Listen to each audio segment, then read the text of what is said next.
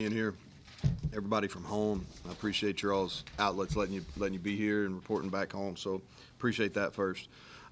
Complete game. I thought it was dominant. I've got a ton of respect for Mike Gundy and what they've done from a program perspective. And I'm not sure how many times I've been here, but the last two we've came in here and been able to win, and those are special wins. And today was special. I thought our preparation, staff-wise, player-wise, mentally, physically, emotionally, I thought our guys were ready to go. I was really proud of how we handled the bye week. We asked them to go 3 days, and they went, and then we gave them some downtime, and they needed it. And sometimes time away is real positive. But we were ready to go today. And all I asked this team is, man, we're focusing week to week. I think we talked about in the press conference on Monday is just go 1-0 and just compete on every single play. Just compete. And that's all we can ask for. And I thought across the board, man, we competed today. And going into it, Tony and I talked about it for a long time on the radio on Thursday night. The keys were going to be who can run the football better, who can establish it, and then who can score points in the red zone, preferably touchdowns in the red zone. And if you look at it, obviously we won the rushing game big, and then in the red zone we didn't score as touchdowns every time, but we were 6 of 7, and the one that we didn't get was the kneel down there at the end of the game. So, starting on defense, I thought P&10 was huge. That's the first drive of the series. And when they've had success versus us across the years, that's where they've had success. And then when you get into second and short, they can do either. And so we got them behind the chains early, and I thought we did a good job, the best we've done all year, getting off the field. And we got them in some third and longs, which is always helpful. And then, I know Oklahoma State's fans are going to talk about Ollie Gordon. That dude's a player, man. He's a player. And for us to hold him to that yards, I think says a lot about just the will of our guys. And then offensively, man, we talked about, we have not ran the ball up until today, I think how we're capable of. And it's really a team approach. When you do as much in the run game as we do, and the perimeter and all that kind of stuff, and the quarterback run game and the things we do, it's really an all 11. The quarterback's a factor. Our running back, especially C.J. Donaldson, we asked him to block quite a bit today. Our tight ends, this is the best they've played. Cole Taylor, he wasn't targeted like we normally do. But, man, he blocked really good on the perimeter, and our receivers were huge factors. When you go back and watch the TV copy of this, you're going to see our receivers at the point of attack. And so to come in here and run for 389 is special. This will be something that we remember. And we were really good on third down. And so we had some injuries. I'll give you more of an update on that. Garrett went out and wanted to make sure that he was 100% before we put him back in the game. Credit Nico. I've said this really going back to the spring, that I felt like we had two quarterbacks that were capable of winning in the Big 12. I think we showed that today. And we had a lot of guys that got injured in the secondary. We played, there was KK, Israel Boys. We had a bunch of guys that played in the secondary because of some injuries. I'll have an update on those on Monday. I don't have an update right now. And so Greg starts off. Go back to defense for a little bit. What concentration would you guys want to focus on coming in? Because obviously you shut down the run game. You say that's going to be our first focus. What was it defensively you wanted to say? Well, I think it's been a process, since the Pitt game of simplifying and figuring out who we are and what can we do well, and then how can we do those things but still disguise coverages, move our front to confuse the defense, and that's what we've done. Today, our first order of business, and you can go back and watch the press conference on Monday, I said this, and I said this in the radio show on Thursday, is we were coming in here to stop the run. We had to stop the run. And they were throwing for 300-plus yards, and if they did that today against us, I wasn't going to be overly concerned, but I wanted to make them one-dimensional and stop the run, and we did that. And then from a coverage structure, we were better on our drop zones, and we're getting better at that. We got to continue to work on it. They still got in there, especially when some of our young guys were in the game in the second half. But that's been kind of the evolution defensively. And I'm proud of our staff. You go through hard times, and they got beat up. And I told them, I've been there before in my career, and you just got to put your head down and go to work. And if you work, and your guys are going to feed off of you, and the belief and how you coach them, they're going to follow. And that's what's happened over the last couple of weeks. So you're feeding that message, obviously, to your team all week about stopping the run. They come out, and I think Ollie gets the ball first 4 plays or first 5 plays, something like that. When you stop that, is that just like the ultimate reinforcement? You can tell your guys, hey, here we go. This is what we wanted to do. Well, we felt like coming into the game, because they ran the ball early against Kansas State and did a nice job. So we felt like coming into the game that they were going to try to get him the ball. And we felt like they were going to run it and play with tempo. And they did both early. I think the first handoff of the game he had a pretty good. And then we got him on that second and third down. He barely got the third down. But that was, I think, very, very big confidence builder. And for us to score, people ask me, well, why do we take the ball all the time? And I was telling our team the other day, the reason we take the ball is because if you do that over the course of a year, you're going to get more possessions. And so that's why we take the ball. A lot of teams defer.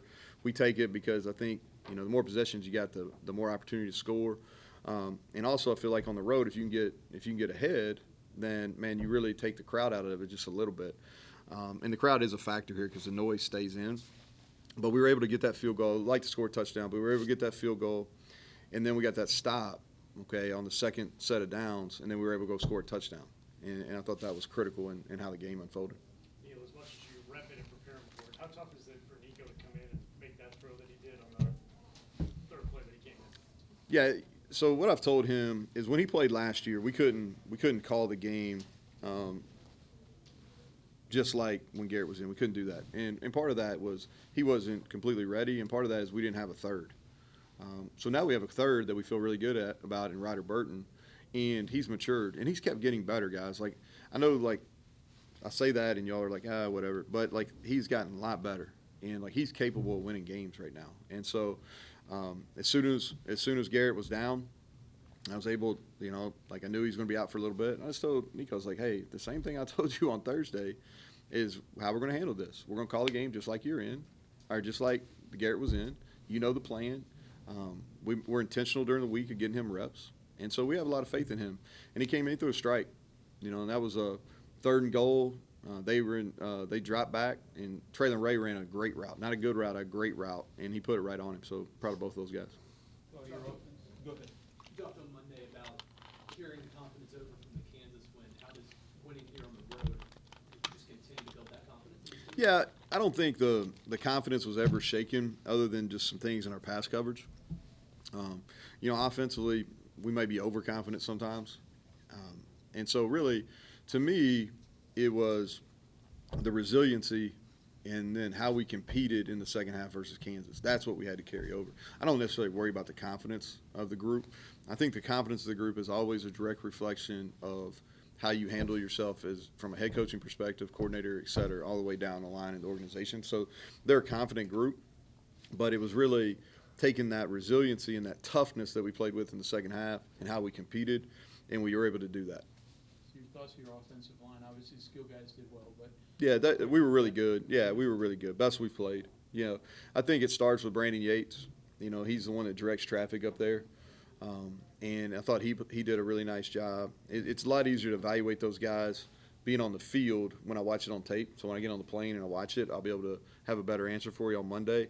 But my assumption was, Greg, no, I'm not assuming can do, they say, one of my high school coaches used to tell me this, don't assume, and I can define that for you. But my assumption would be that if you run for 389 yards, your O-line played pretty well. That would be my assumption. inside zone.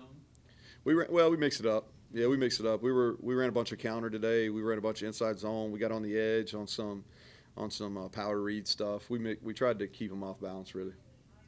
Talked about depth on the offensive line. I know when Yates went down there, Livingston came in and performed. Are you confident in the guys behind the starting? We are. Yeah, that it's building depth on the O-line is so hard, and I think when you establish yourself as a program, and what I mean that is when you've recruited and you've had time to develop your roster, it really shows on your OL and DL. And so on the defensive line, we've been overcome an injury to Eddie V, and who's one of our starter, one of our better players, one of our leaders on our team. We've been able to overcome that because our development program, when I say development, man, I'm talking athletic training, strength conditioning, nutrition, all these pouring into these young guys. And it's the same way on the offensive front. So Landon Livingston, who played today, Johnny Williams, who's played in 2 games, a good bit of snaps, Sully Weedman, who's played a good bit of snaps. When those guys come in, and I could go on, when those guys come in, they're prepared, because they've redshirted. They've played a lot of football. They understand schematically what we're trying to do. And it helps too. If you look at it, we got 3 guys that work with the offensive line, and it's one of the real benefits. And we got 3 guys that work with our defensive line, and it's one of the real benefits to the new rule where you can have more guys coach, because we're able to do meetings 2 different times. The developmental guys are in one meeting, the older guys are in one meeting. We stay after and do some fundamentals and some scrimmaging stuff with those guys, so they continue to get reps and they're getting coached on those reps, and it shows when they get opportunities. Like Jaheim have that explosion back that he really Well, didn't have this year as much? Yeah, well, and it's been as much about us getting him the ball in the right situation. So first, I take ownership of that, and that's what I told him. I can't remember what day that he and I spent some time together during the bye week. I just told him, I said, listen, man, like I take complete ownership is from a touch perspective and how we're getting you the ball at the certain parts of the field. We got to do a better job, you know. And like he's not a good player, he's a great player. Like if this would have been a different game, like we planned to throw it to him several times too. But once you get up and we're having the success in the run game, and I just told the receivers and Cole after the game, I was like, hey, listen, guys, like I want y'all to enjoy this. Your stats aren't going to be what you want them to be. But there's going to be games where we're going to have to throw it for 300, and you're going to have multiple touches. It just wasn't one of those games, and the number one thing is to win, you know. And so, but Jaheim, getting back to him, I think he's a great player. He showed that. He was a tough tackle today, you know. And CJ, I thought CJ did a nice job. He had some tough runs, but Jaheim really made people miss in space. Garrett also gets a lot of credit for his scrambling ability, but it seems like he's really blossomed on the quarterback leads and the draws, following the center and playing off that block. Is that? It's been a process. It's been a process, but he's a good runner. Nico's a good runner too. Nico had some really good runs there while Garrett was out. Now I don't know about the slide. It's a bad ball. Bad ball. But in developing that, though, is that, you know, it's something that just some people have and other people have to work No, with? yeah, Seems like it does. the past couple weeks. He is. So Garrett, and I could go on. This could be a long talk, so I'm going to keep it short. But Garrett's evolution is just as a football player, from the time that I first met him at 15 to now, is tremendous. You know, as far as just overall understanding. You know, early in his career, just running, he didn't really understand the scheme. Now he actually understands the scheme. Like, he can draw it up on a board for you. He can tell you where it's supposed to hit. And so having that knowledge of where the ball's supposed to hit and where your kick-out block's coming from, all those things, you know, that's what made him better. You know, Nico's still in that process. Like, we caught a run going down to the closed in by their students, and he should have easily walked in, and he kept it outside. That's going to continue to grow for him. You know, he's probably he's a more north and south, but he's a real tough tackle too. Like he ran over a safety today, but he's got to get some of that understanding the schematics of it, and he'll get better at it. So momentum doesn't necessarily carry over. I wish it did. Yeah, How yeah. much momentum does this give you now? No, I think that, you know, this league's really hard, and each week's a new challenge. And so what you have to do is, like, you want to celebrate it. You know, I think sometimes, you know, we don't take enough in this profession to really celebrate. Like, this is a really big deal. We came into a tough venue versus a program that's won 10 games a lot of times against a head coach that's going to be in the Hall of Fame at some point, and we played a complete game. And so that's a big deal. So we want to enjoy that. You know, we want to enjoy the plane ride home. We want to watch the game tomorrow, and then when we flip it over to Iowa State, like, I know that's a huge challenge, you know, and it's going to be completely different. You know, they got the best defense in our league, right? They've ran the ball effective. You know, I watched them during the bye week, and so I know who they are. I know what they're about. I'm not starting from scratch tomorrow. I've got a lot of respect for what they do and how Matt's done it there. But we need to enjoy this. And then this league, man, y'all are seeing it. Y'all are seeing it how it is. Every week you have an opportunity to win, but you also have an opportunity to lose. And it's not being the better team overall. It's being the better team that day. And that's what we've got to get prepared for. We got to get healthy, too. We got to get our guys healthy. Okay. Thank you very much, All right. Coach. Thanks, Coach.